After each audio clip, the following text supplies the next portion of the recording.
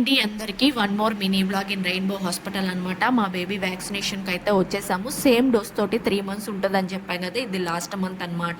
ఇంకా వ్యాక్సినేషన్ కోసం మా బేబీ అయితే ప్రిపేర్ అవుతున్నాడు. బట్ ఈ వ్యాక్సినేషన్ చాలా అంటే చాలా పెయిన్ఫుల్ అనిపించింది మా బేబీకి. బాగా ఏడ్చాడండి. వేసే విధానం కూడా ఉంటుందన్నమాట. మేబీ ఈ లేడీ వేశారో ఆమె కొంచెం అంత స్మూత్గా వేసినట్టు అనిపించలేదు నాకు, ఎందుకంటే లమ్స్ కూడా ఫామ్ అయిపోయాయి. లాస్ట్ టైం జెంట్ వేశారు కదండి, చాలా అంటే చాలా స్మూత్గా వేశాడు.